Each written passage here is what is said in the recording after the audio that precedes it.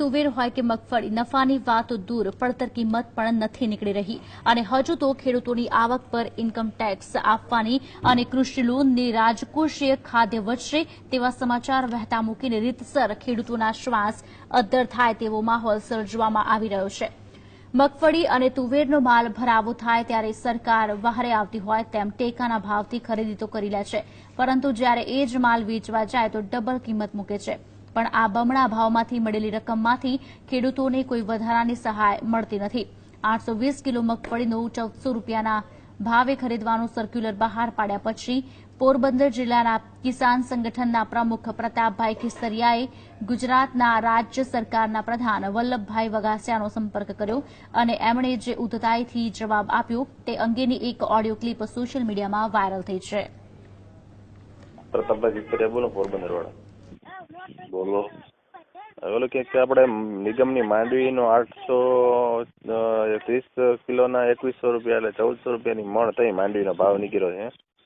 પરિપત્ર બહાર પડ્યો કે જેને લેવી હોય નિગમમાંથી 1400 રૂપિયાની મણ, 30 કિલોના 2100 રૂપિયા।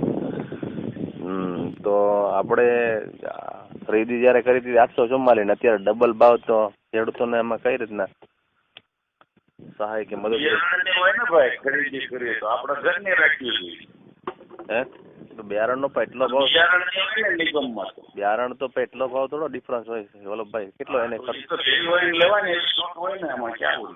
પણ એમને આપણે સરકાર સહાય ની વાતો કરે તો તમે અત્યારે મારી મગજમારી કરો માં, આજે હું જાગીર તૈયાર થયો, એ તો બરાબર છે।